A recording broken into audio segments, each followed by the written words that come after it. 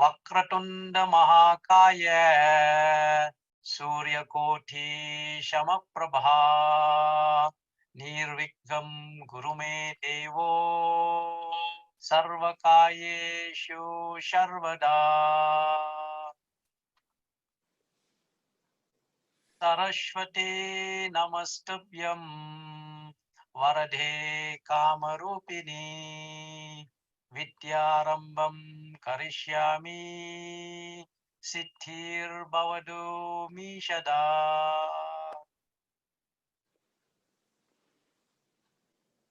Suklam Baradaram Vishnum Sashivaranam Chaturbhujam Prasanna Vadanam Jayet Sarva Vigno Pashantaye.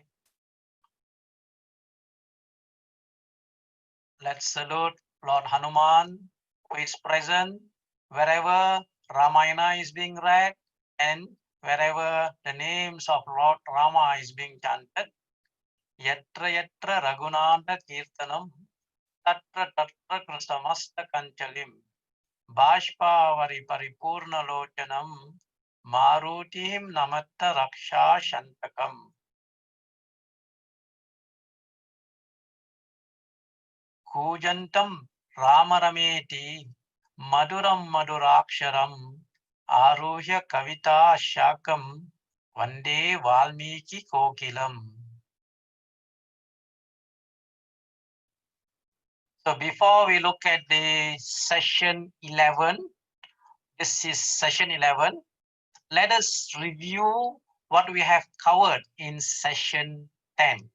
It's always important to look at the Purva Charitra. What are the things that we have covered before we start current session, that is session 11. When we look at session 10, chapters that we covered, chapter 81 to chapter 100. So in chapter 81, Bharata came back from Kekaya with Satrughna. He enters the assembly. Then Vashista and all the sages assembled requested Bharata to take over the kingdom. Bharata will refuse because he doesn't want to rob the throne from Rama. He believed that the throne belonged to Rama. So what Bharata wanted to do is that he wanted to go and see Rama to request Rama to come back to back to Ayodhya to become the king. So he constructed a highway. He went with so many people. In fact, the entire army of India was going towards the forest in order to search for Lord Rama, in order to bring Lord Rama to be back in Ayodhya to become the king. So on the way, Bharata met Guha. So in the beginning, Guha was a bit suspicious. He was he did not read Bharata well. And later, when Bharata was looking at his facial reaction, the way he spoke, and with Sumantara there, Guha learned the intention of Bharata to bring Rama back to Ayodhya. So Bharata will thank Guha for his hospitality, and then Guha will narrate to Bharata about the stay of Rama. Guha will report further about what Rama and Lakshmana and Sita did. And then Bharata will go further. Okay, Guha will help Bharata and his people or the army to cross the river. Okay, not all of them crossed by boat. Some of them swam. Elephants, horses were actually taken cross the river. And then Bharata will proceed to see sage Bharadwaja. Sage Bharadwaja will offer hospitality to Bharata. Just like how, if you are able to recall, Vashista offered hospitality to Vishwamitra in Balakandam, in a book, first book. We will also find that Bharadwaja will invoke all the devas in order to make sure that all the people, Bharata and his entourage, the army, everybody was well taken care of. After that, Bharata and his army will reach Chitrakuta mountain. And then in chapter 94, we find Rama will provide us the scenery. Okay, will describe the scenery of Chitrakuta to Sita, and then Rama and Sita will spend time at Mandakini river, and then Rama will hear a sound. Okay, and then he requested Lakshmana to go and take a look from where the sound comes from. And then when Lakshmana climbed the tree, Sala tree, and he looked at the army coming from Bharata's army, the army coming from Ayodhya, he was very angry. He misunderstood Bharata. So he thought Bharata is coming to wage a war with Rama. So he was very angry, and he told Rama to get ready with a weapon. And Rama told Lakshmana, if Bharata comes, I will tell Bharata to hand over the kingdom to you, O Lakshmana. It is where you can take over the kingdom. Bharata can stay with me. So Lakshmana, at that time, he was pacified. Then Bharata continued to search for Rama. And finally, if you look at chapter 99, we learn that Rama and Bharata met. And chapter 100, as we have gone through in our previous session, which is full of information related to management, related to leadership and administration, we find all these inquiries of Rama. Rama will inquire Bharata.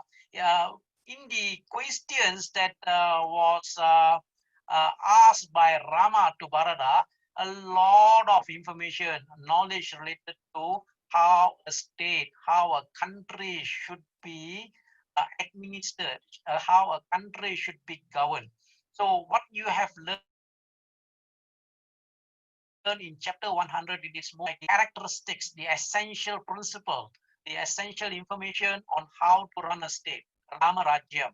Okay, of course, Rama Rajyam will also come later part. If you are looking at the Yuddhakanda, the concluding part of Yuddhakanda will also be giving you description about Rama Rajyam. Even you will also find that in Uttarakandam of Valmiki Ramayana.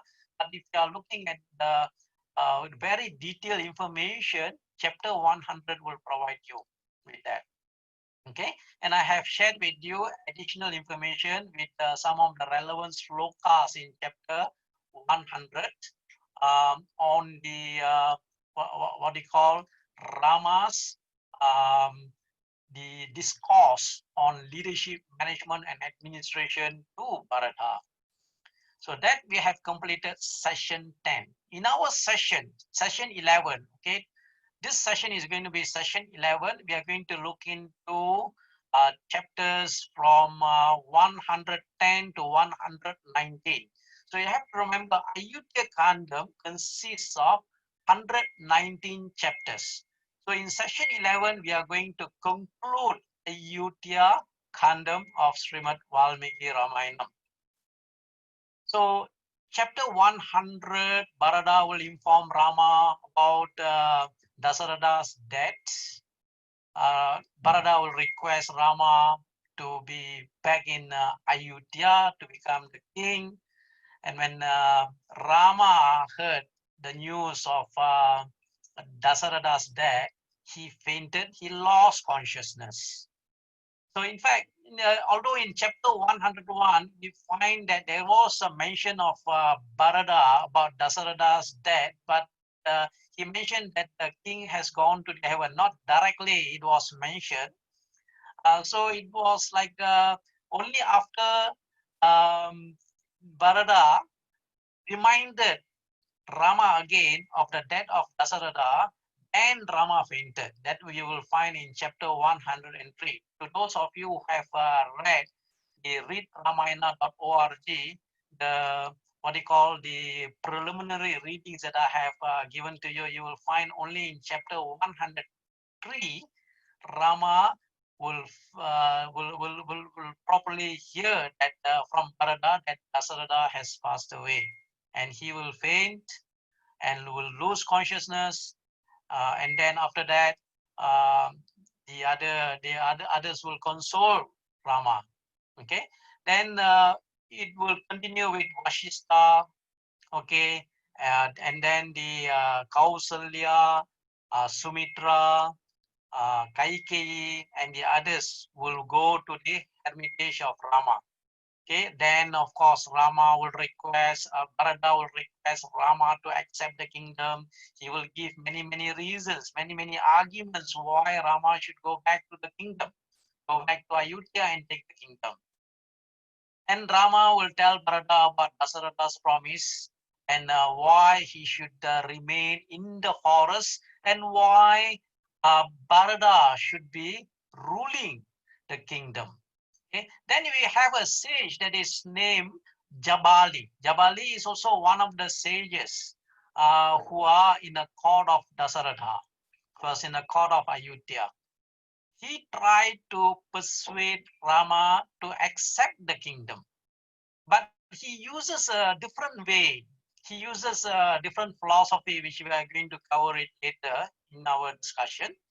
In chapter 109, Rama will refute the arguments presented by Jabali, because Jabali was presenting an argument more from a Nastika perspective, okay, which we will be coming into later.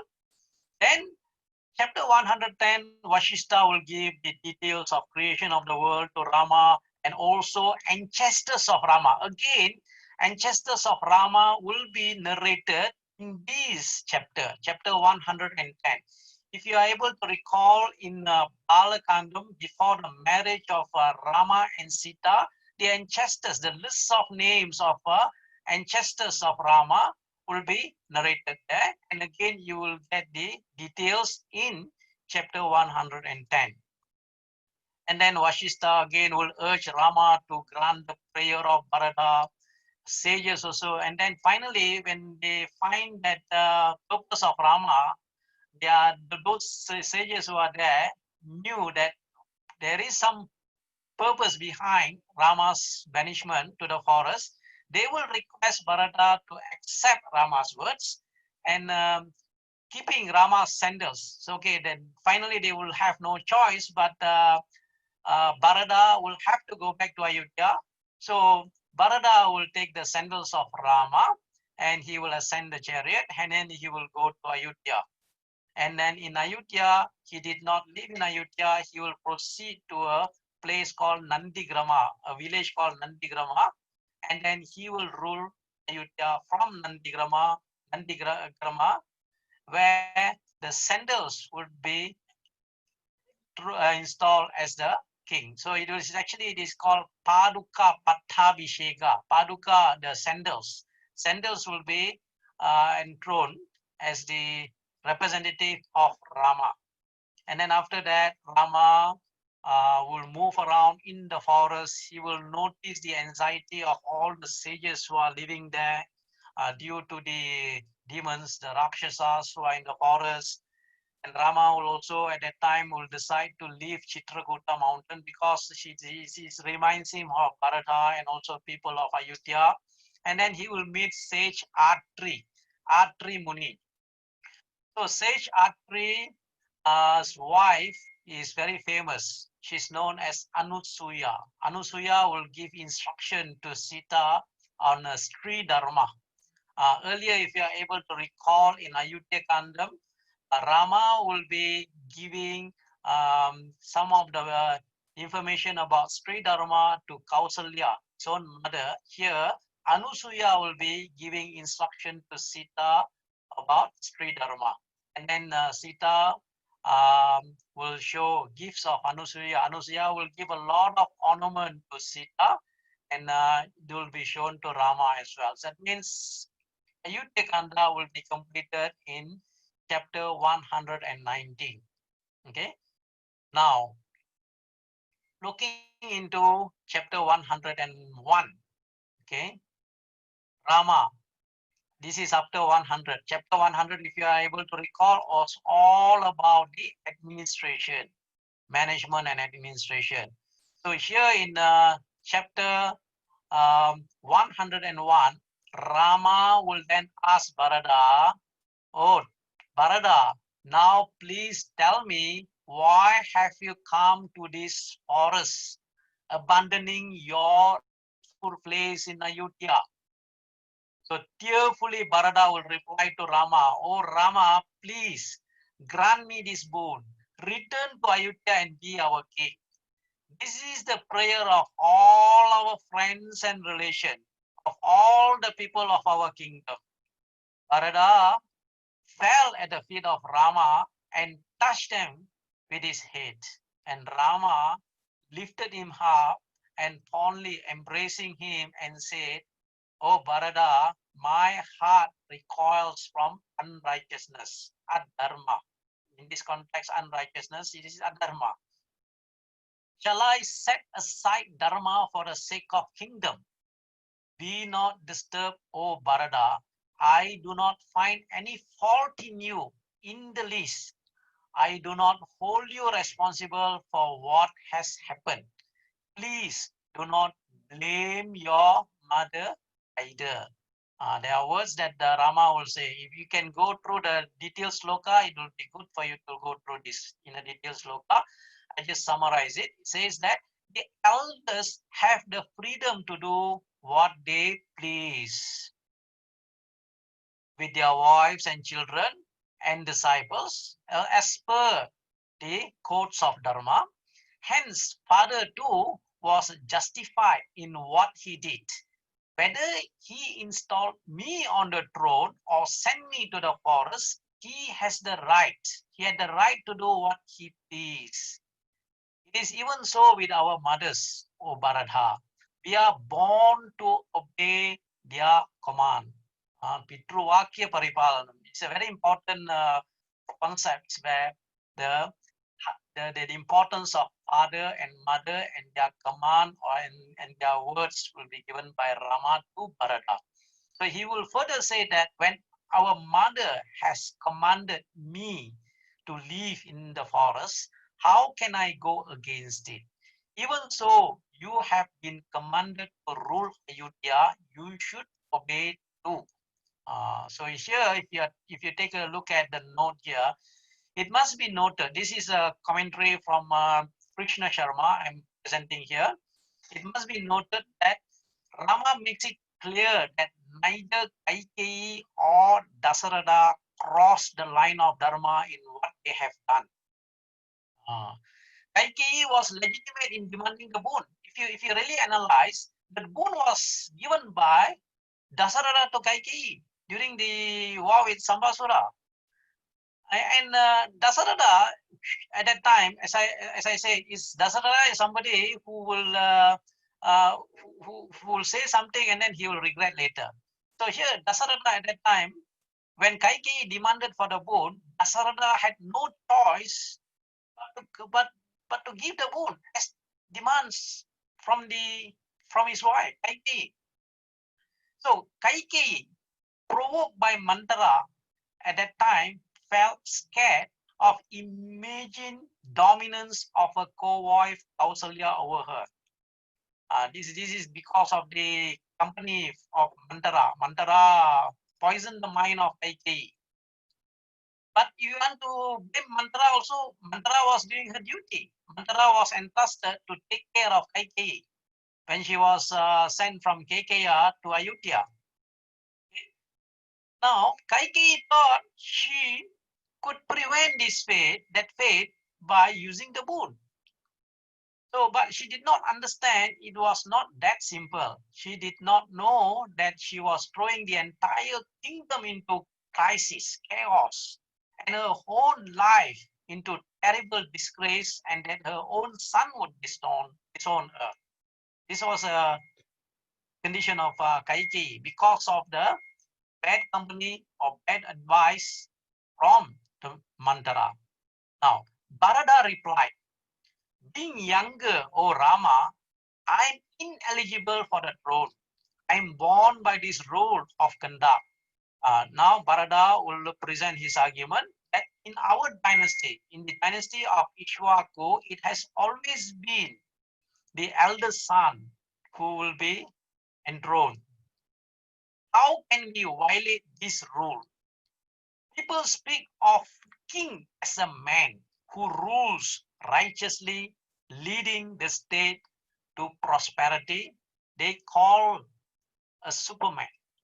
But I think king is truly a divinity. Those days, if you look into, king are seen as a divine person.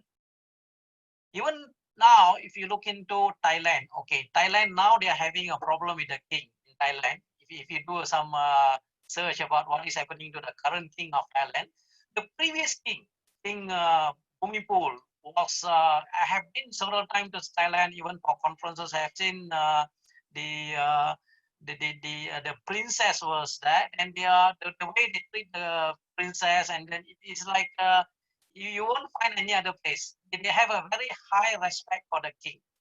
Okay, they still hold this principle. This is actually taken from Ramayana and also from the Vedic literature. In fact, the kings in Thailand until today are called, they have the title and their title with Rama. So you have Rama 1, Rama 2, Rama 3. Rama 3 was King Mongkut, very popular king called King Mongkut. Rama 4 was King Chulalongkorn. So their name still, they use the word, they still use Rama. Okay, the king is also called Rama in Thailand. Okay, now, king is seen as a divine person. Many of our sastras confirms this. Okay, even the Arthra Sastra of Kautilya also you will have something similar. And anyone here who speaks Tamil in Tirukural is also said the same. Okay, there is a verse in Tirukural in Tamil. It is said, முறை செய்து காப்பாற்றும் மன்னவன் மக்களுக்கு இறை என்று வைக்கப்படும், which means that the king who had ministers with based on principles of justice is seen as a divine king. Okay, now Bharata continues. This will prove if you install yourself on the throne. Remembering King Dasaratha, Bharata said to Rama, just as you had left Ayodhya, even I, while I was in the Kekeya kingdom, our father passed away. Come, brother, offer libations to him. For they say that libation offers by dear ones proof of immeasurable good to the departed soul. And you were dear to father, who left this world thinking of you and longing for you. Now Rama heard the word that Dasaratha has passed away. So when Rama was told that his father has passed away, he fainted. The three brothers and Sita quickly sprinkled water on his face and body and helped him to revive quickly. On regaining consciousness, he expressed his grief. The king has passed away and you want me to return to Ayodhya, O Bharata. What shall I do in Ayodhya when the king has passed away? Who will govern Ayodhya now that the best among kings has passed away? Bharata, you and Satrugna are truly blessed in that you were able to serve and perform his funeral rites. Even after the expiry of the 14 years, I do not feel like returning to Ayodhya now that father is not there. Who will guide me? Who will call me with affection? Who will whisper endearing words in my ear when I have done something good? Then they all went to river Mandakini.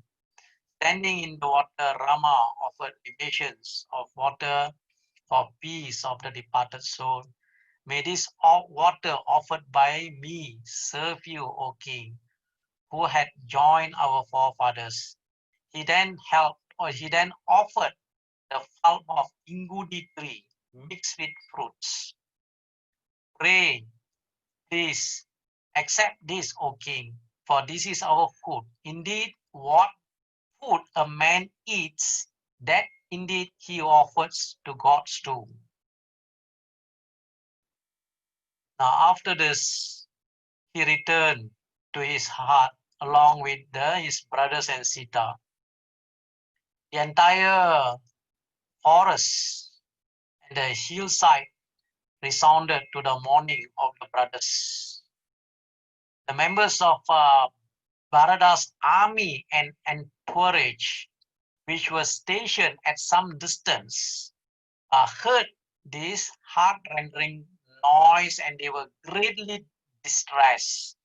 At the same time, they surmised that Bharata had discovered the hermitage of Rama. They ran towards the hermitage from where the sound came. Some abandoned their vehicles and their mounts, and they ran on foot. Others who were older came in their vehicles on horses and other animals. Even from a distance, they could see Rama sitting outside his hut along with his brothers and Sita. They had been mentally cursing the wicked Kaikeyi for being responsible for the banishment of Rama. In total self-forgetful ecstasy, they saw Rama. Their tearful eyes feasted on Rama. Rama too responded to their love. He greeted each one appropriately. It was a moving sight, though tears flowed freely. And the queens and the sage Vashista then approached Rama's hermitage. Kausalya saw the ingudi pulp which Rama had made, offering to the departed soul of the king, and lamented. See, the mighty monarch had to be content with this poor offering for his son, Prince Rama, who is born to rule, live as an ascetic life. Rama, when he saw them approaching the hut, ran forward, clasped their feet. After him, Lakshmana bowed to them. Then Sita followed. Kausalya embraced Sita and cried, seeing you endure such hardship, the fire of grief consumes me, O Sita. Rama bowed to sage Vashista. They all sat down, with Bharata seated just behind Rama with joined palms. All of them eagerly waited for whatever Bharata had to say. Early the next morning, Bharata said to Rama, the kingdom has been bestowed upon me by my father and my mother. It is mine, and I hereby give it to you, O Rama. No one can be its king except you. I am not your equal. The entire assembly of sages, whoever were there, hardly approved what was mentioned by Bharata. But Rama replied, the embodied being, Bharata, is not a free agent. He is driven to and fro by the end result of his own action, karma. Everything in this world has destruction as its end. All meetings has separation to its end, and all living has death at the end. The clear recognition, the clear recognition that a fruit has to fall and that man has to die free once from fear. All this is natural and inevitable. One does not grieve over that any more than one grieves over ripening and falling of a fruit. Grieve not for another, Bharata. Be alert and see that life is passing, whether you are sitting or moving. Unwise men do not perceive the ebbing away of time. Similarly, people do not perceive that time brings people together and separates them, even as logs of wood are brought together and separated in water. Perceiving all this clearly, one should diligently work out one's own true happiness. For such true happiness is indeed the goal of everyone. This is what mentioned by what they call Rama. We will go into that part more into the words of wisdom from Rama. And Rama continues, our father who was devoted to dharma, righteousness, has fulfilled his life mission and passed away. Mourning for him will not postpone our own death, return to Ayodhya, do what you should do, rule the kingdom, O Bharata. I too shall do what I should do, live in the forest for 14 days. This is the cause of right action, O Bharata. Okay. This is I have taken out those slokas separately, and although I'm not going to go through detail, it is same as what I have summarized earlier. So you have in chapter 105, sloka number 15, Rama will say, a man is neither independent or competent to do any act on his free will. Fate fools him this way or another way. Of course, it is true to some extent, yes. You will find later on in Ramayana, um, free will, destiny concept again will come back again and again. In Balakanda also we have learned, and you will also see that more in Sundarakanda also from mouth of Sita herself will be saying something related to free will and also destiny, something on destiny. Okay, and Rama further says that all accumulation of wealth depletes at the end. Every man who attains elevated position falls at the end. Even union culminates in separation. Every life ends in death. This is a reality that Rama is describing to Bharata. Okay, and I'm not going to go through every verse here, but there's also a verse in verse 19. It says that a night that once passes off does not return, like the waters of river Yamuna that flows into the ocean filled of water. Water will not flow back to Yamuna. So the water from Yamuna flows, it will not return back to Yamuna. And he further says that the passing days and nights quickly decreases the lifespan of all the living beings in the world, like sun rays drying up the water in summer. So he further says that whether you are static or moving, your lifespan decreases. Therefore, you should only grieve about yourself, not for anyone else. Okay. In Bhagavad Gita, if you are able to recall, there is an important sloka in chapter 2, verse 11. Uh, in fact, that is a sloka where Krishna starts his teaching to Arjuna. Asochan anvasoshastvam prajnavadamscha bhashase gatasu nagatasuncha nanu sochanti pandita. He says that one who is a pandita is not somebody who will grieve. One should not grieve for one who have gone or one who have yet to go. Okay? So because he will further say is that a dira is somebody who is undisturbed. Dirashtatrana muhyati. There's a sloka in chapter 2 verse 13. It says that Dehinoshmim yatha dehi kaumaram yavanam jara tatha dehantara prapir dirashtatrana muhyati. A self-realized person will not be bewildered by the change that is taking place in a body from a childhood to adulthood and then old age and all that, and then from one body to another body. He will not be bewildered by such a change. Okay.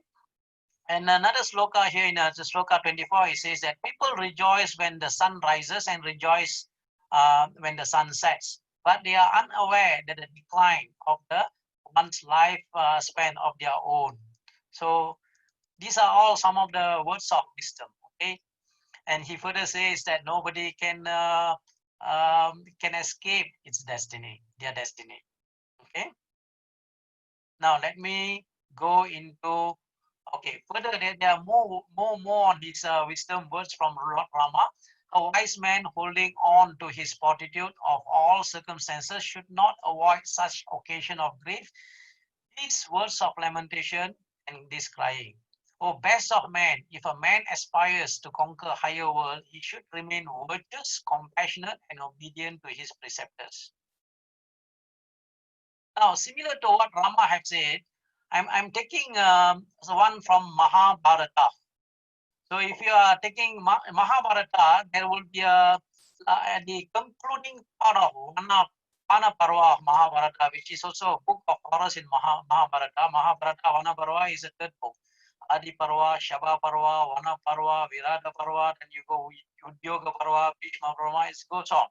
So in this book of Vana Parva, the concluding part of Vana Parva, you have this dialogue between Yudhishthira and Dharma, who came in form of a yaksha. It's called Yaksha Prashna. Okay, when the Pandavas will be going to look for water, one by one will fall, okay, will die. And then Yudhishthira, before he takes the water, he will hear the sound from the Yaksha, do not drink, okay, answer my questions, and then Yudhishthira will answer. So there are many Q&A, question and answer, between Yudhishthira and also Yaksha. So one of the question, Yaksha will ask Yudhishthira. The question was, who is truly happy?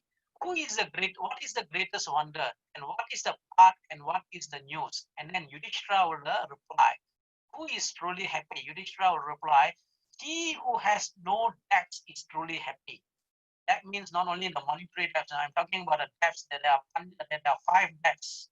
Okay, debt to the devas, debt to the pitros, debt to the all the debts you call the rina, pancha rina. Okay, he who has no debts is truly happy. And then he will say, this is a very important part. What is your greatest wonder of wonder?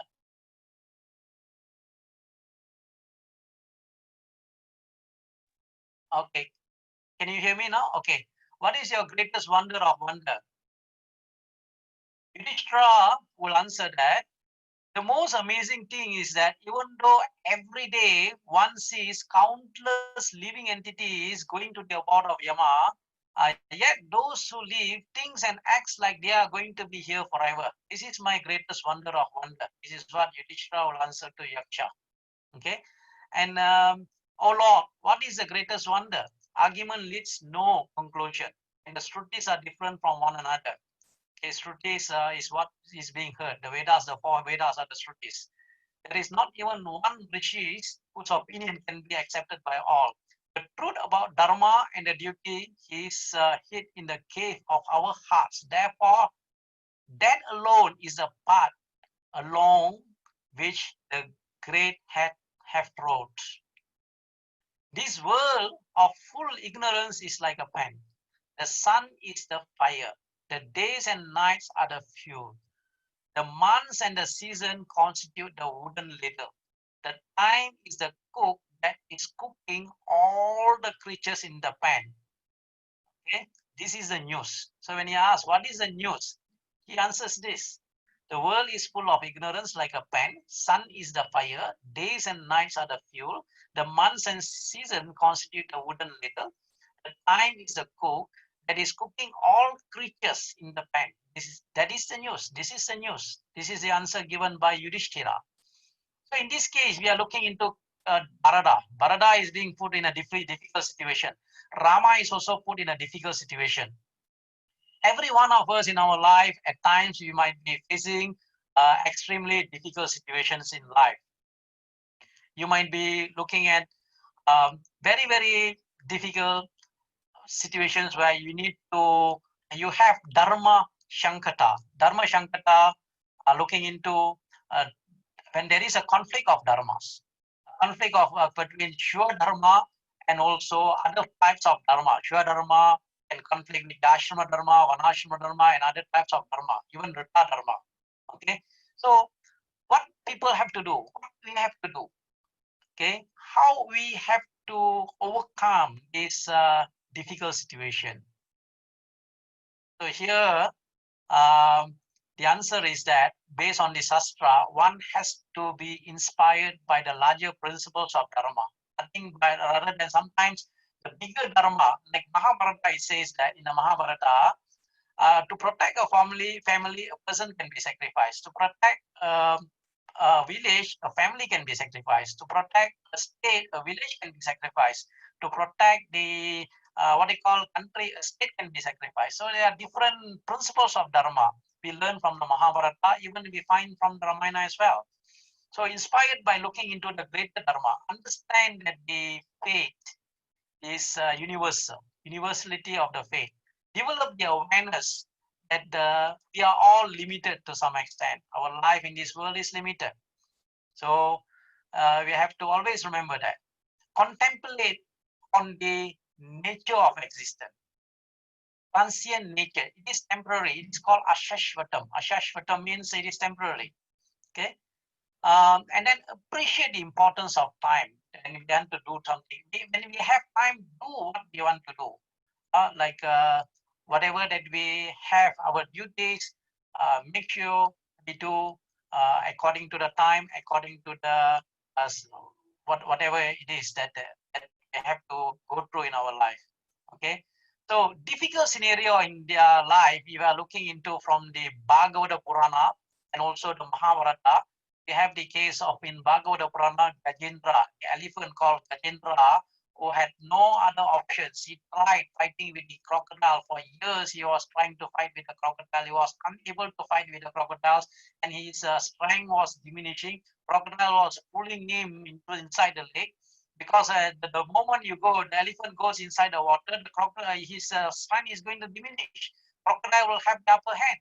So at that time, no other choice. Gajendra surrendered to Vishnu, Narayana. Immediately, Vishnu came on the Garuda to save him. And another scenario you look into is that Draupadi. Draupadi at that time, okay, she tried her level best to protect herself. She cannot. Okay, she tried with both her arms and then one arm, and then finally when she let go everything and then she total Saranagati, then Krishna came. So I want to give you this scenario here about a scenario about a pregnant deer who was about to give birth to a baby. Okay, in a remote grass field near river, and slowly goes there thinking it was safe. As she moves slowly, she gets pain, labor pain. At the same time, clouds gather around the area. Lightning starts a forest fire. And then turning on the left, she sees a hunter aiming an arrow at a distance. And as she tried to move towards the right, she spots a hungry lion approaching towards her. Now, the deer here, if he goes this side, the river will go in a strong current of the river is going to take her. So this side you have a forest fire, this side you have a hungry hunter, this side you have a hungry lion, this side you have a river. And what do you think the deer should do? So if you can ponder for a moment, okay, deer is in a pain, labor pain, pregnant deer. So what do you think will happen? Will the deer survive? Will it give birth to a fawn? Will the fawn survive? Will everything be burned by the forest fire? So deer might be looking into maybe like a Saranagati at that particular moment of time. Deer does nothing. She just focus. The very important thing is that to focus at that time. What is important to you at that particular moment? The deer focus on giving birth to a new life. And the sequence of events that happened at that time, within a fraction of the seconds, what happened was that in the spur of a moment, the lightning strikes and blinds the eyes of the hunter. So when the hunter's eyes was blind, he released the arrow, missing and zipping past the deer, and the arrow hits the lion and injures the lion badly. And then it starts to rain heavily and puts out the forest fire. The next moment, the deer gives birth to a healthy fawn. And you have to remember that anything can happen in a moment in this life. Hence, whether you are a deer or human, you have to keep the faith and hope within you must always be there. So focus what is important at that particular moment of time. So people face difficult scenario in their life many times, but you have to be, must have the strength to keep faith in yourself and also the Lord. Okay, Bharata continues to address Rama. After Rama have given a lot of words of wisdom to Bharata, Bharata still address Rama. Oh Rama, none is equal to you in the world. Knower of self you are, you do not lose your equanimity even in the midst of calamity. Equanimity is very important word. Emotional intelligence. One must always be emotionally intelligent. One must always preserve equanimity. Equanimity means you are happy, you are sad, you must always be in a state of equilibrium. Sukha dukkhe sama krutva labha labo jaya jaya. Others happy, sukha, dukkha, everything, equanimity. Okay. Bharata further continues, my mother has committed a terribly sinful deed. I hold her alone responsible and not our father. He was noble with many noble deeds to his credit. Surely he would have not sanctioned this sin if he had been in his senses.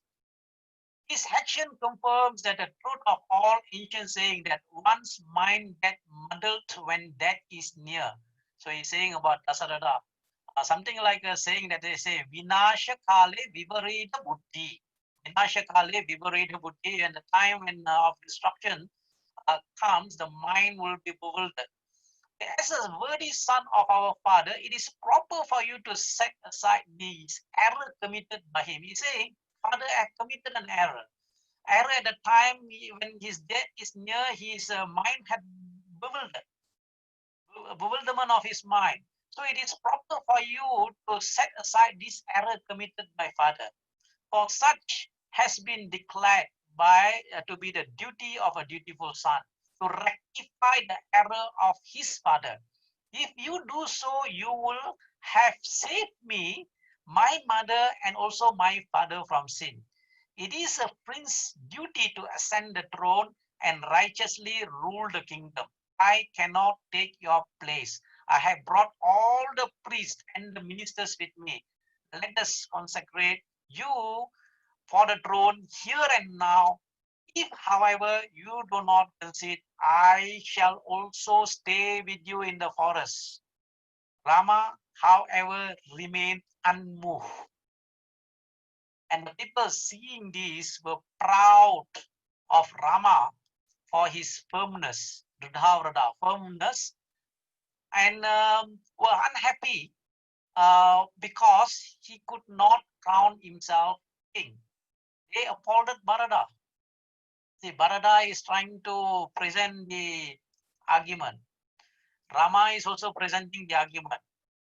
Okay, you will also find in other Valmiki Ramayana doesn't provide the where King Janaka will come and become the will hear from both sides and then he will pass a judgment. It is not found in Valmiki Ramayana. Okay, you have found you might find in other versions where Janaka will be there. King Janaka will also be there, but it is not found in Valmiki Ramayana. Okay, Rama will say, I am in agreement with your arguments of Bharata, but there are other considerations. Okay, this is very important to note this consideration because it was not mentioned earlier, and it was also not mentioned by Mantara to Kaikeyi. But Rama is mentioning here. I did mention earlier also, but that particular sloka will come. He says that Rama is saying to Bharata, when father sought to marry your mother Kaikeyi from King Ashwapati from Kekeya kingdom, he offered the kingdom itself as the price, which meant that her son or her nominee would be the king. Because a promise was made by Dasarada, okay, to King Ashwapati, king of Kekeya, that the Kaikeyi's son will become the next king. Moreover, you know how he granted her two boons, which she claimed now. We should guard the word which father has given. It is the sacred duty of a son, because he saves the father from a hell called Put, known as Put. So that's why the son is called Putra, because he saves the father from hell that is known as Put. From Put, you come into English word it. Okay, English word it comes from Put. Putra means one who saves his father from a hell that is called Put. You can also say Putra can even apply to Putri as well. Okay, you go to Ayodhya, I shall go to Dandaka forest. You rule the people, I shall rule the dwellers of the forest. You shall have the royal umbrella over your head. I shall have the shade of a tree. You have Satrughna with you, and I have a Lakshmana with me. Thus, both of us will discharge the duty of our father. So the particular verse in chapter 107, verse 3, okay, Rama will be telling Bharata, when father sought to marry your mother, he offered the kingdom itself as the price, which meant that her son or her nominee would be the king. Now the question is that, did Dasarada promise the kingdom to Kaikeyi's brother? father. Did he promise the entire kingdom, part of it? Nothing mentioned there. Did he already fulfill the promise or not? If this is supposed to mean that Kaikeyi's son should get the kingdom, then why is this not a foregone conclusion? This is from Krishna Sarma's what they call note that I have taken here. Why would Dasaratha not honor his word given at the time of his marriage? That is also another question. Just as he honors the word given at the time of war between the Devas and Asuras.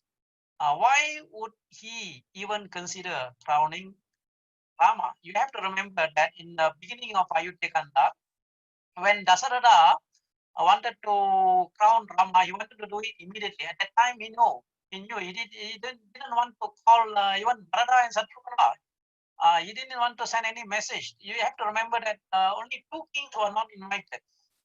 King Ashwapati was not invited. Even Janaka was also not invited, not missing from the list. One particular reason can be given is that the distance. Because Dasaratha want to coronate Rama quickly within a few days, next day. It is mentioned in Valmiki Ramayana, the distance between Kekeya, kingdom of Kekeya and Ayodhya is going to take about 7 days. I think the Midula also, some distance was there in Midula.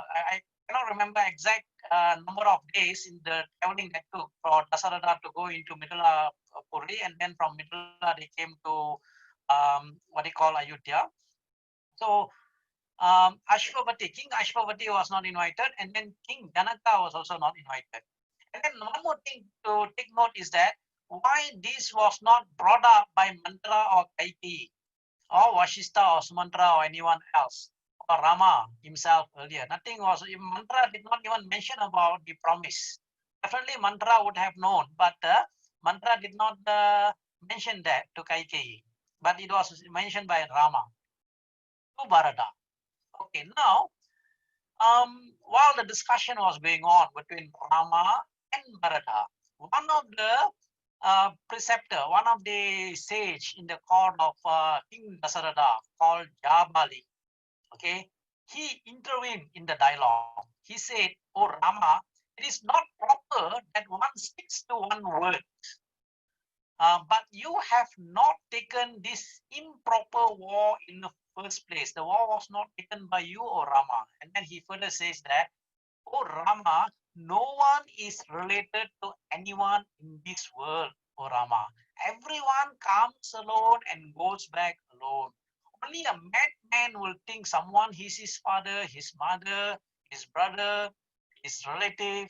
These relationships are temporary shelters which one invents and resort to during the course of the journey of life. Give up this deluded idea that the king was your father whose word you have to honor, and return to Ayodhya and ascend the throne which is yours. Worrying over departed ancestors and to please them is foolish, O Rama. If offering rice balls in libations here, the departed ancestors can be satisfied, why not one do so to satisfy the hunger of a relation traveling in distant land? Rely on direct perception, okay, and do not consider to be right, and do not depend upon hearsay. Now, Bali is ridiculous Vedic injunctions. Who is Jabali? Later on, I'm going to give you some brief background about different schools of thoughts in the philosophy. You have Astika school and you also have Nastika school. Jabali's school of thought that he presented to Rama was the Charvaka school of thoughts. So the verse, if you're looking into Dasaratha, not Dasaratha, sorry, Jabali. Jabali in verse 3 says, who is whose friend? Who is to get what and from whom? Man is born alone and will die alone. O Rama, when one is established relationship by saying, she is my mother, he is my father, it is regarded as lunatic. In fact, no one belongs to anyone. So he further gives an argument. He puts an argument. Okay. He further says in sloka 17, oh, high-minded, O high-minded one, thinking that the next world does not exist, practice whatever is evident and perceivable, and turn backs of what is beyond perception. You only want to see what is something like a Nastikas or even a rationalist will say. Okay, these are some of the arguments presented by Jabali. Jabali is one of the sage. So it is it is like atheistic, we call rationalist or even atheistics. Now, before I go into Rama's argument, just want to present to you about the philosophy overall. Over here in Ramayana, from Jabali, Rama, and others, they are also learning two different perspectives. In terms of arguments, if you look into Arthasastra by Kautilya, he will actually take from two sides. One is the Brihaspati. Brihaspati is a preceptor of the what they call the Devas, and then he will also give views from the Sukracharya. Sukracharya is a preceptors of the Asuras. In fact, if you are looking into the school code that was presented by Jabali here, Charvaka school, the original teacher who wrote is also Brihaspati. Brihaspati is a source from the source of taken from Brihaspati. So the Indian philosophy, you can divide into two main schools. One is Astika school, the other one is Nastika school. The difference between Astika and Nastika is that the Astika school, the Astika school takes Vedas as the primary source, and the Nastika school rejects the Vedas. Okay, some examples of Nastika schools include Buddha school, Jaina school, and also Charvaka school. Buddha, of course, he rejects the Vedas. You look into Buddhas, if you study the teachings of the Buddhas. Now, within what they call Astika school, you can have further areas looking into atheistic. Some area they take Vedas, but they reject personal God. And you also have the theistic school. You have the school from Samkhya, Nyaya. Okay, Nyaya is from sage Gautama, and then you have what they call Vaisheshika from the school from sage Kanada. Samkhya is a sage Kapila. And not the sage Kapila. There's another Kapila you will learn in Bhagavata Purana, Canto 3. Kapila, son of Devahuti, son of Kardama Muni. And then yoga is from Patanjali. Then you have Mimamsa. Mimamsa is sage Daimini. And then you have Vedanta. Vedanta is sage Vyasa, also known as Badanarayana. Vyasa is an original name for him is actually Krishna. Vyasa's name is Krishna.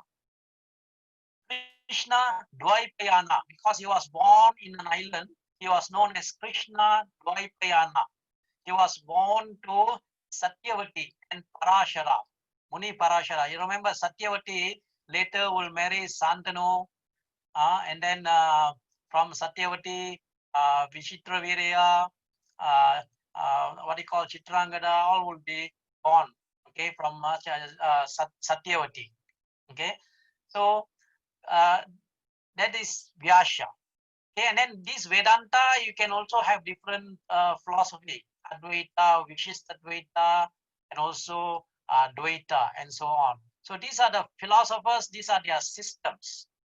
So you have, these are the Nashtika systems, Charvaka Darshana, Jaina Darshana, Bauddha Darshana. Then these are all taken from the Vedic injunction, those who follow the Vedas. Samkhya Yoga, Samkhya system, Yoga Darshana from Patanjali, Vaisheshika. Vaisheshika is science of particularities. This is actually is a school of thought, of school of philosophy. Gautama is Nyaya school. Jaimini is Mimamsha, something like hermeneutics. This is Purva Mimamsha, and then this one is Uttara Mimamsha. You have Mimamsha. Badanarayana is Vyasa. Vyasa's another name is Badanarayana. Badarayana, Krishna, Vyasa, all his name. Vedanta Sutra. Vedanta Sutra is a very important work. Starts with a very famous sloka, Atato Brahma Jigyasha. Now is the time to inquire about Brahman and so on. Okay, now let's continue. 109. Rama was annoyed after hearing Jabali who presented Nashtika. Rama was annoyed. He said, annoyed that a Brahmana could enter such council. He rebuked the Brahmana. He rebuked Jabali. If I follow your advice, O sage Jabali, I shall become a hypocrite. Though appearing to be good, I shall in fact be very opposite. If I do not please what I consider to be right, I should be setting bad example and people will follow my example. This is very important to note that leaders must set example. Leaders must not go back on their word. Leaders, Bhagavad Gita, again, if I quote for you, chapter 3, verse 21, there is a slogan that says, Yadyad acharati srestas tatat eve taro janaha sayat pramanam kurute lokas tat anuvartate. The whole world will follow a leader. That means the leader must set a good example. Whatever example set by the leader, the whole world will follow. Lokas tat anuvartate. So Rama is saying that if I set a bad example, the people will copy my example. I shall not sway from the path of truth, but truth alone is praiseworthy. Okay? The kingdom, the whole world is established in truth. People suspect, fear, and shun man who is untruthful and breaks his promise. So, you see, integrity of a leader very important. If you break a promise, that is not considered to be not so good. Yeah. Truth alone is God in this world. Dharma is founded on truth. There is no religion higher than truth. Oh Brahmana, I bear this truth on my head. The ignorant man thinks evil, tells lies, indulges in wicked deeds. Thereby he loses all the good and wholesome in this world. If I follow your advice, I shall be guilty of threefold sin. See, what is this threefold sin? Okay, I take from the sloka 21 from chapter 109. A man does sin not once but thrice. First, by meditating upon it using the mind. Then, by lying about it using the tongue. And then, actually committing by using the body. That means thought, word, and deed.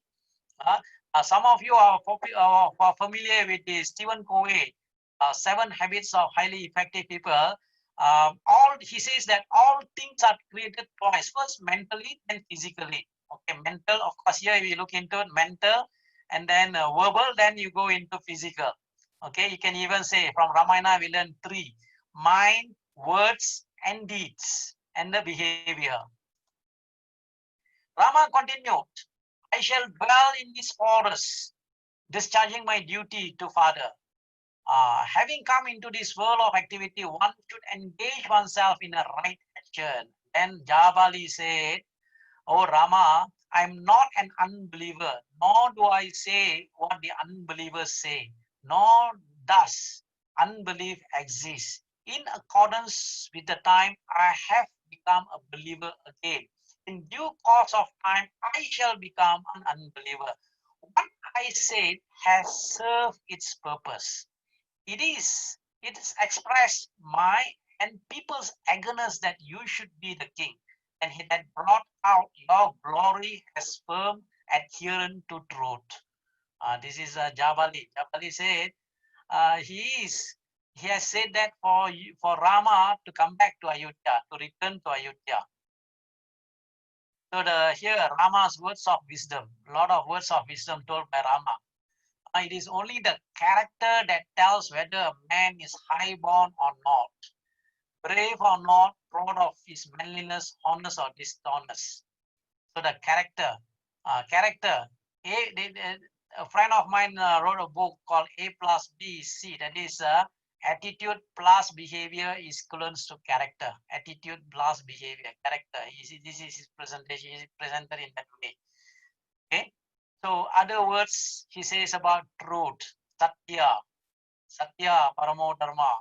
There you also have ahimsa, paramo dharma, many times here, satyam.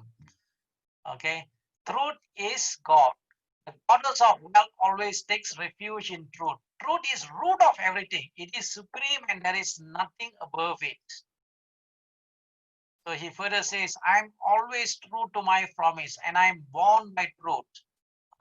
There is a Charama sloka of Rama who says that my promise, my vow to give protection to whoever comes and surrenders to me. This you will find in Yuddhakanda during the surrender of Vibhishana. Sakrut eva prapannaya tavashmiti chayachate abhyam charvabhuttebhyo amyetat pratamama. My promise to protect whoever comes to me. When we go to Yuddhakanda, we will come into that very famous sloka. Okay, now let's look into some of the notes here. Rama says that he will continue to live in a vana. Okay, even though after Bharata, Jabali tried. Okay, later Vashista will give support to Jabali, or she will present something on behalf of Jabali later on. Okay, here he talks about the control of senses. Okay, it means mastering ourselves. Senses are comparable to horses. Horses must be well taken care of. Just like, but one should be able to drive. Let's say if you are riding a chariot, you must be able to use your mind, use your intelligence to direct the mind. Katha Upanishad have this, but there is a sloka in Katha Upanishad that says, Atmanam Radinam Viti. Atma, that is actually the soul is a passenger in chariot, whereby the horses here represents our senses of seeing, senses of hearing, senses of touching. All the senses are represented by the horse. Usually 5 horses, one more the brain you can use as a 6. And then the mind is a reed, the driving instrument. The intelligence is a driver. The soul is a passenger. So our way we control our mind, very important. Mind with the use of our intelligence. Intelligence is something that is able to tell us between what is right, what is wrong. Dharma and adharma is based on our intelligence. And then the intelligence must be able to control the mind. Only then it will go into the right direction. Otherwise, if the mind is not controlled with the use of intelligence, the horses is going to take you into different direction. That's why we have to use our buddhi as our driver, the mind as our reins. Okay, now, if you look back further, Jabali is a second person where Rama became very angry. First was Parasurama. Rama did not get outrage even with Adaka or even with Kaikeyi. But Parasurama and Jabali. Parasurama for insulting his ability and Jabali for insulting his value. And 110, this chapter, seeing Rama was offended by Jabali, Vashista intervened and told Rama, Jabali knows very well what should be and should not be done in this world. Because Vashista had to protect Jabali, because Vashista was the chief preceptor, and there are many other preceptors, sages there, which includes Jabali as well. So as a leader, he will have to protect the subordinate. Even though at the time, subordinate was saying something which is not appropriate at that particular period of time, but Vashista protected Jabali here. So he said, Jabali knows very well what should be and should not be done in this world. But in his eagerness to make you return to Ayodhya, he offered his argument. I shall narrate to you your ancestors. Now again, what they call Vashista will narrate the ancestors, and then the ancestors, all the elders of the ancestors became the next king. And then by saying that, he will again try to persuade Rama to accept the throne, go back to Ayodhya. So he further says, Vashista says that tradition should not be violated. Okay, father, mother, preceptor, all these and these are gurus of the person.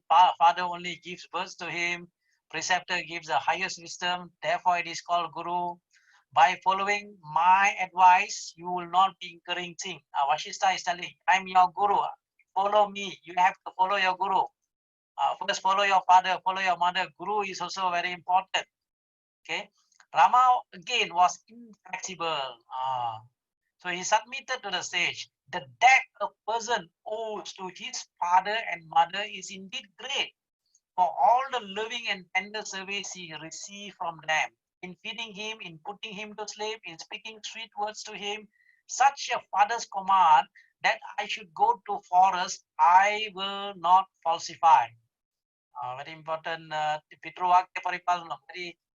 That part where he says, Bharata now turned to Sumantra and commanded Sumantra, prepare a bed of kusa grass for me. I shall lie down there. I'm not going to eat anything till Rama returns. Rama returns to Ayodhya. Sumantra looked at Rama. Rama said to Bharata, such a course of conduct is not appropriate for a prince. No, Bharata, give up this impossible task and return to Ayodhya. Bharata then turned to the people. Why don't you talk Rama out of his resolve? And spokesperson of the people replied, we have listened to both of you. What you say is right and noble, and we see that Rama adheres to truth and does not wish to transgress his father's command. Hence, we are unable to say anything.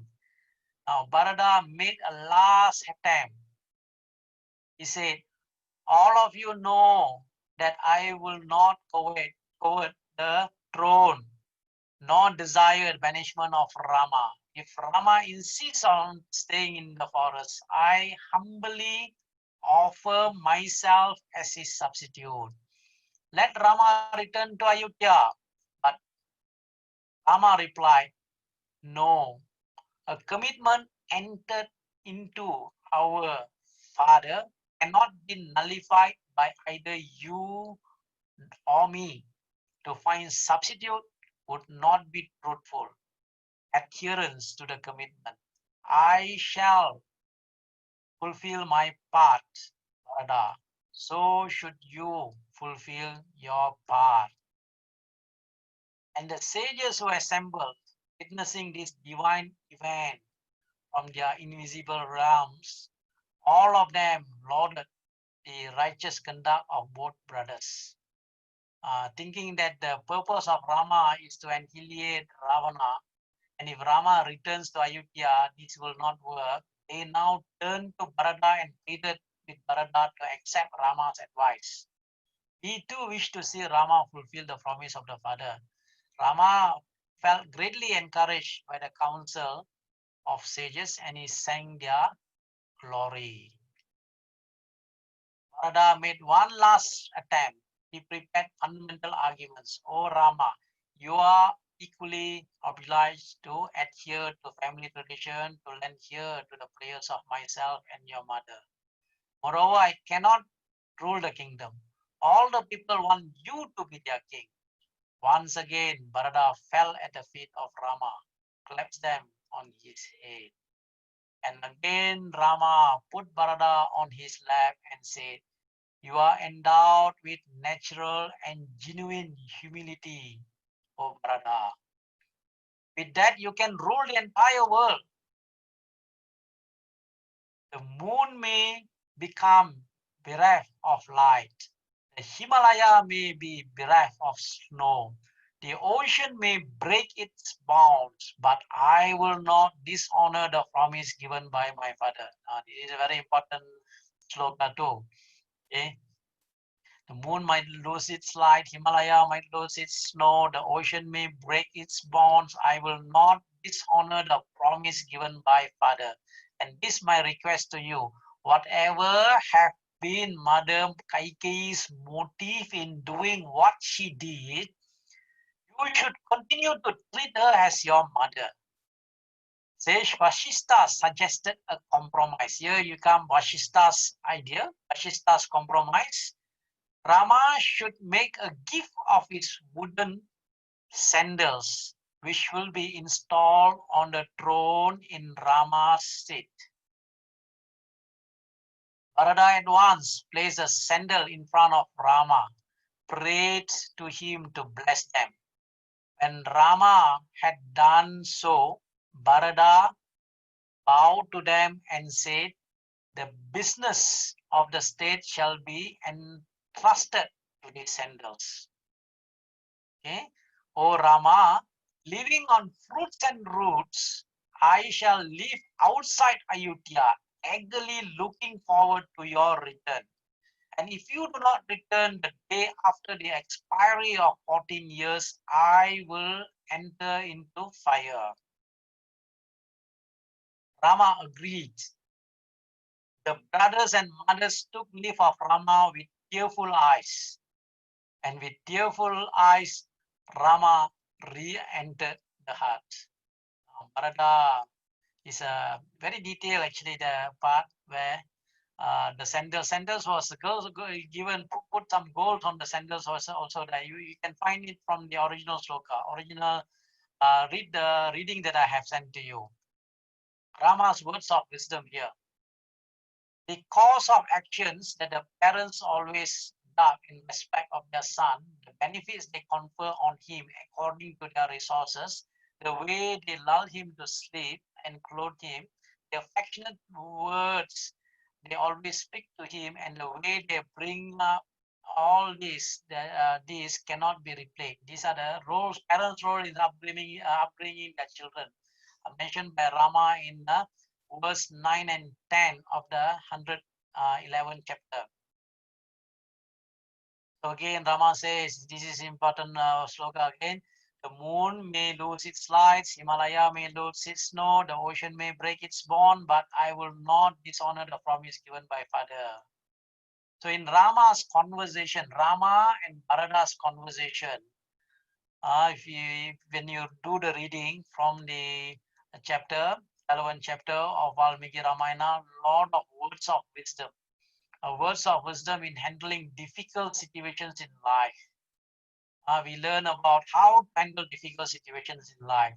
The story of the pregnant deer, difficult situation in life. What one has to do at the moment, what has to do, what has been given to you. She has to deliver the baby, the fawn. Okay, that particular moment, you do not get distracted by whatever that is happening. So Rama, the father has said, you go to the forest. 14 years you need to spend to the forest due to the boon given to Kaikeyi. And then Bharata, Kaikeyi have got the boon from Dasaratha that he should rule the kingdom. So follow as per the dharma, bigger dharma. Okay. It's also about our ability to take our hands off from the worldly things. However great or grand they are, it's an index of self-evolution. Rama is somebody who is detached. As we are more and more detached, more and more we get attached, we get into problem. The thing is that the detachment. Detached doesn't mean that we detach from the duty. Our duty we have to perform, but we have to perform without attachment. There is a sloka in the Bhagavad Gita. Okay. Tashmat ashakta satatam karyam karma samachara asakta hi acharan karma param apnoti purushaha. This is in chapter 3 verse 19. Duty needs to be done for the sake of the duty without attachment. For one who does his duty without attachment attains his brain. And it also here that during the discussion, greatness of parents, our duty to preserve their pride, respect, and credibility at any cost. These are some of the lessons that we learn from that. So in chapter 113, relevantly placing Rama's sandal on his head, Bharata turned towards Ayodhya. On the way, he met Sesh Bharadwaja again, narrated to him all that had happened in Chitrakuta. Bharadwaja was happy to hear that. He was happy and he pronounced the following words and blessings to Bharata.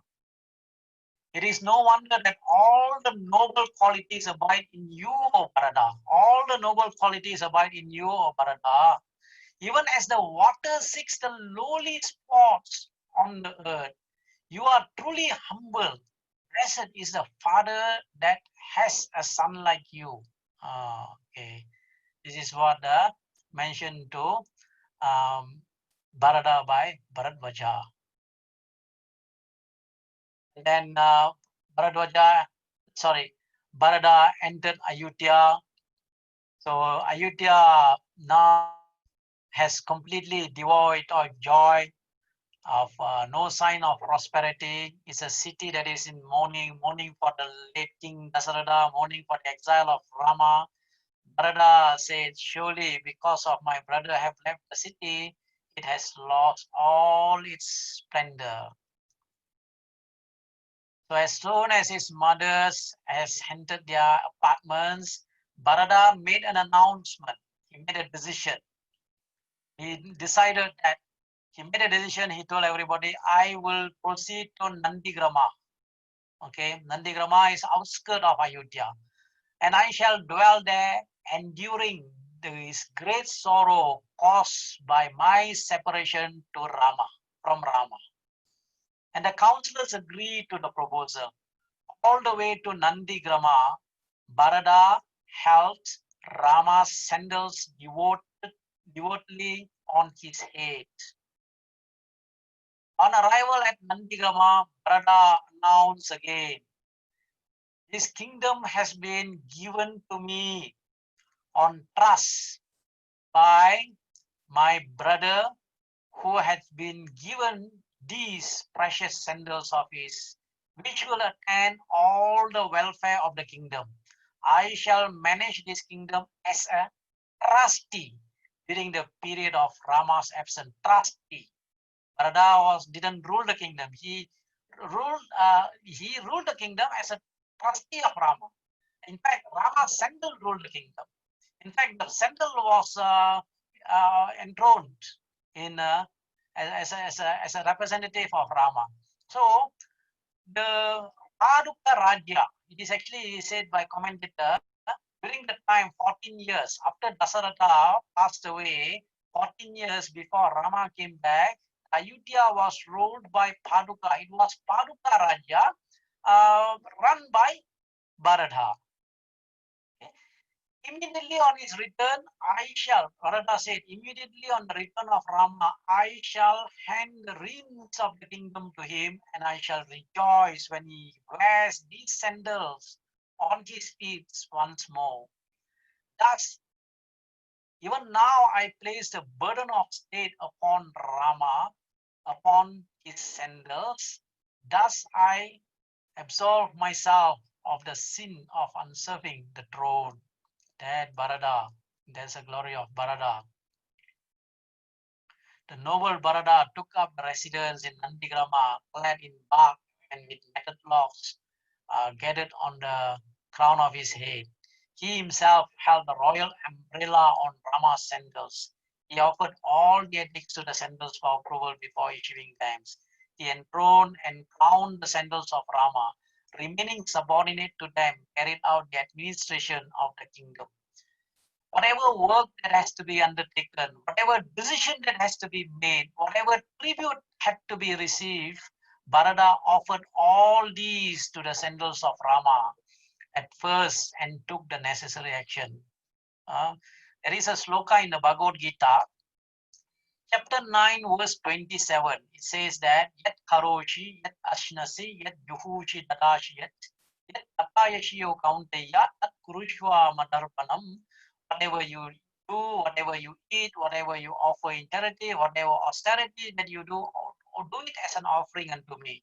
Bharata offered everything, whatever he wanted to do, whatever articles that are presented to the kingdom, all that he offered to the sandals of Rama first before taking any action.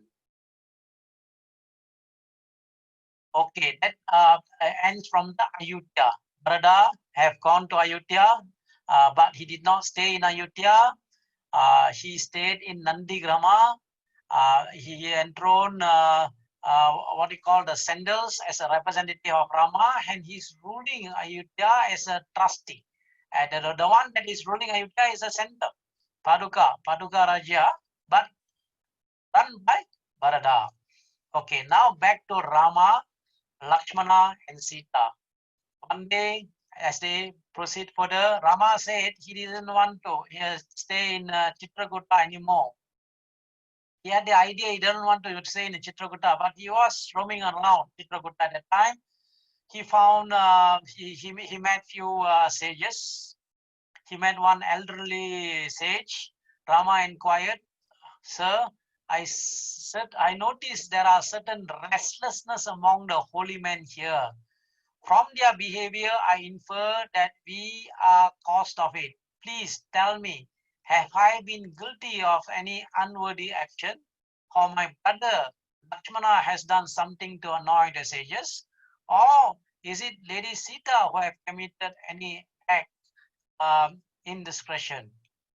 The elderly sage quickly replied, no, oh no, Rama, nothing but most exemplary conduct have been seen by all of you, Lakshmana and Sita.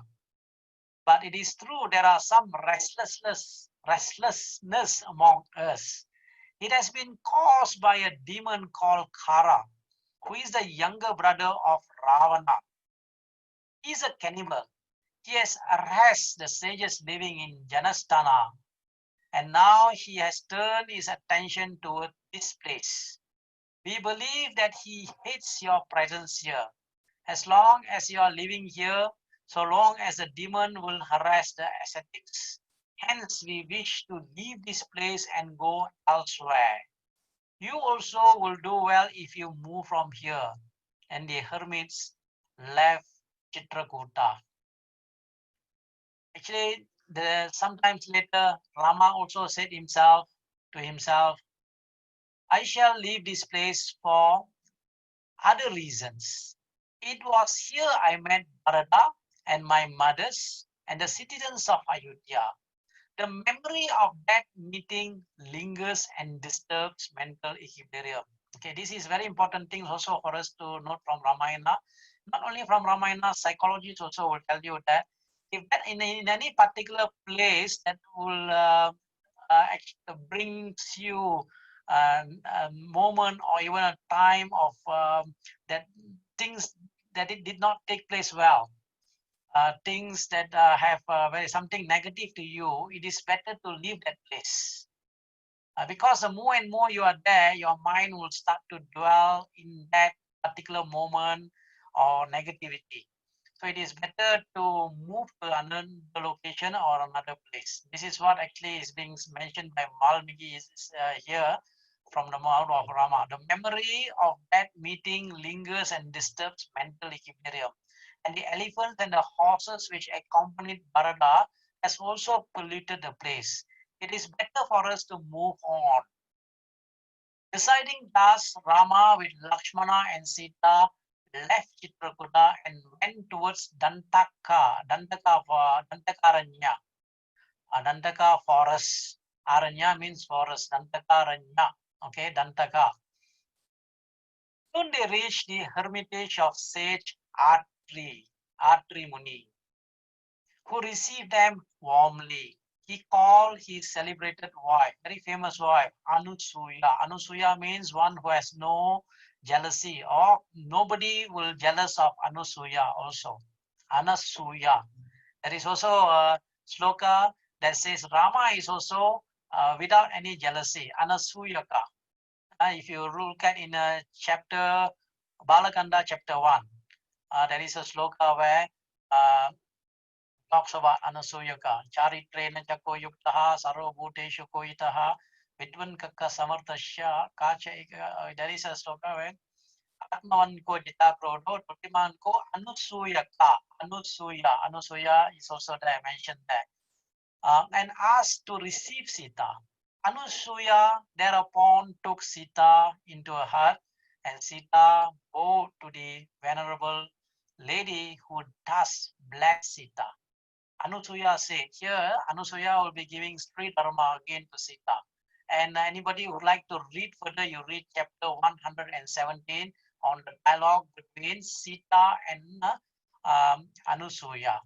Anusuya said to Sita, you have done the right thing, O Sita, by following your noble husband, abandoning your relations and friends. That noble woman who loves her husband, whether he lives in a city or in a forest, whether he is good or not good, inherits glorious world.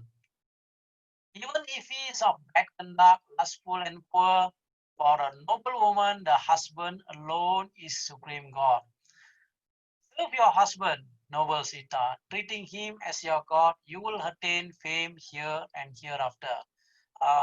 The concept of the Sri Dharma was also mentioned by Brahma earlier, and again it will be there. Now, this is just one in chapter 117 of Ayodhya Kanda.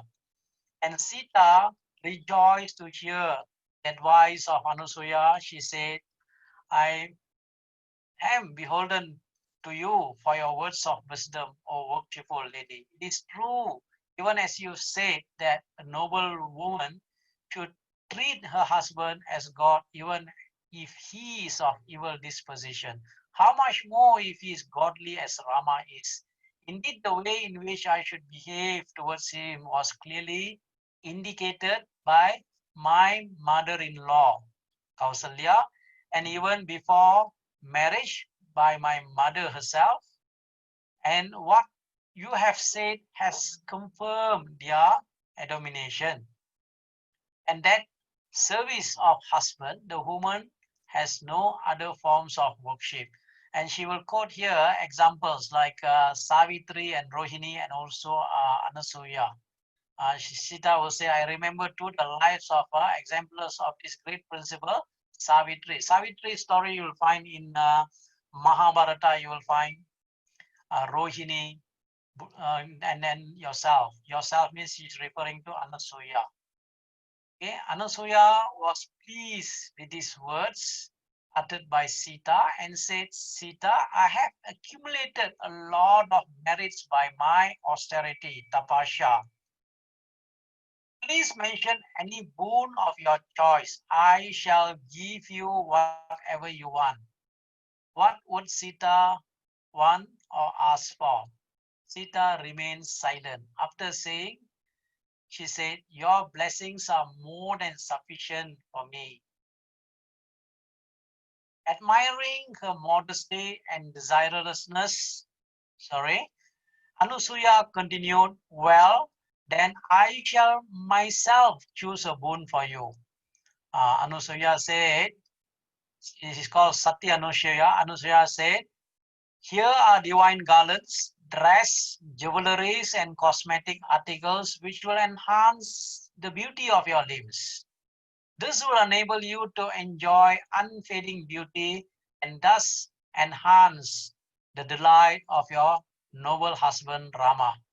And Sita humbly accepted the noble lady's gift. Anusuya then requested Sita to narrate how she got married to Rama.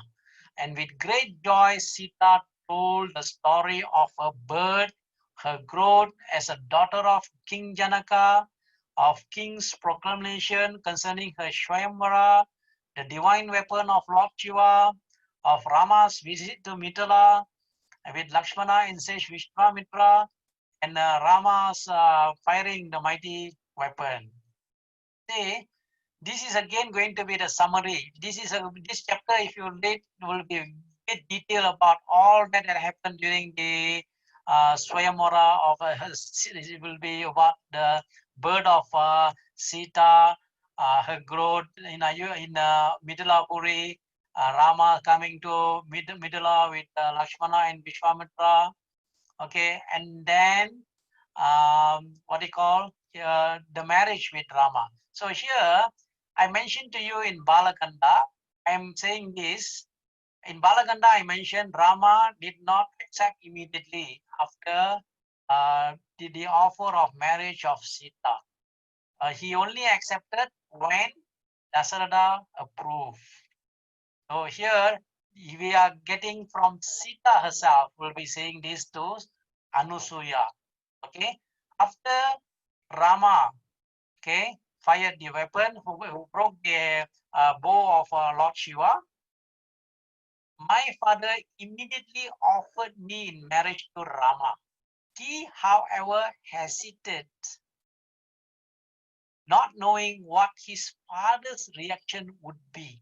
Soon his father also came, approved of the alliance. Thus I obtained the hand of Rama, concluded Sita. And the final sarga, the last chapter of Ayodhya Kanda, Anusuya will ask Sita to put on the clothes, ornaments, garlands she gave. and Sita obliged her and offered salutations to her. Rama and Lakshmana are also happy to see her honored by Anusuya.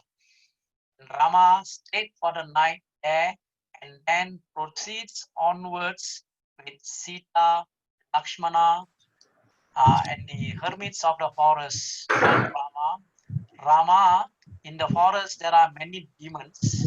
There are cannibals. They have many different forms. They drink blood. They eat ascetics who may be unclean or non-vigilant. Kindly destroy them, O Rama. If you go along that path, you will be able to enter that dense forest. Chapter 119 concludes Ayodhya Kandam. And then Rama moving towards Dantaka forest, that will start Aranya Kandam. So later on, when you go into Aranya Kandam, till now, Lakshmana will be in front, Sita will be say in the middle, Rama will be at the back. But when Rama, Lakshmana and Sita going towards Dantakaranya, Rama will be in front, Sita will be in the middle, and Lakshmana will be the last. Commentators say that in Ayodhya Kandam, they meet many rishis, Bharadwaja and all that, Valmiki. In fact, in Aranya Kanda, there will be a part where Rama will be meeting some sages, and then after that, Rama will meet. So Rama wanted to give Lakshmana the opportunity to meet the sages first before him. And then when Rama have to deal with the demons, Kara, Kushana, all the what they call 14,000 Rakshasas, Rama will go in front. Okay, so the final sarga of Ayodhya Kanda, that is book of Ayodhya or Ayodhya Kanda, have been completed. We will be moving into the next Kanda, that is Aranya Kanda, next week. Now, before we go into that, in a nutshell, what are the things that you have learned in Ayodhya Kandam?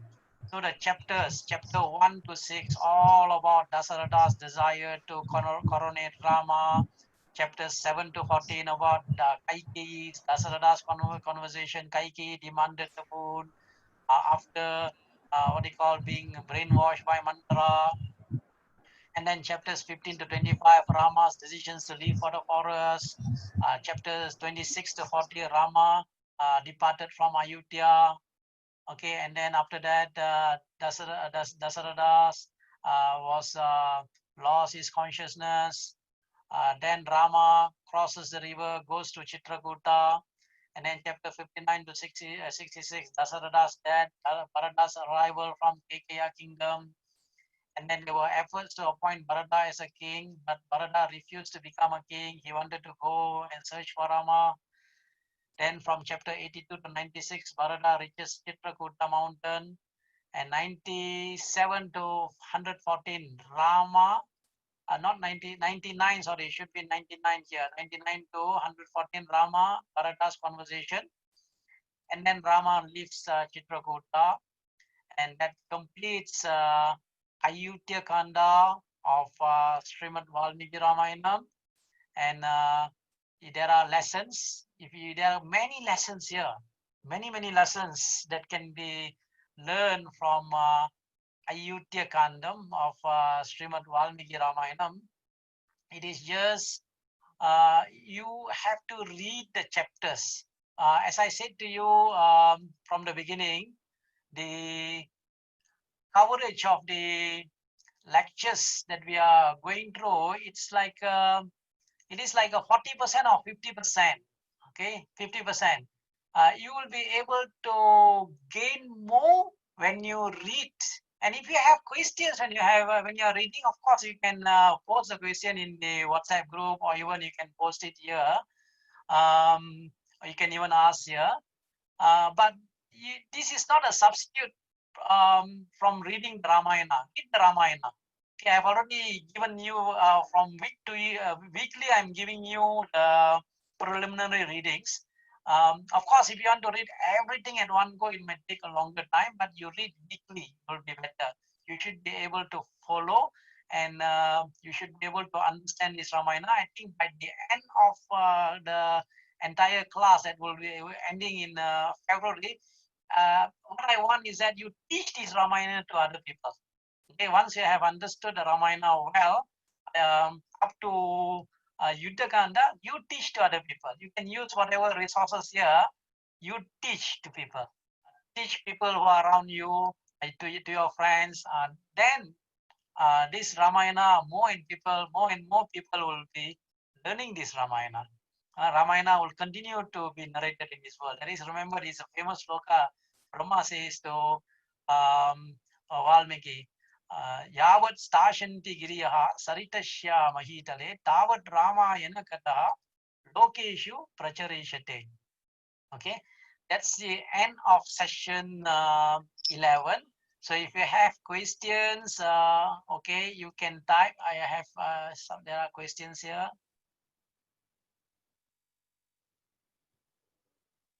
Okay, while narrating her story, Sita tells that the bow of Shiva was given. Okay, in some place it is mentioned.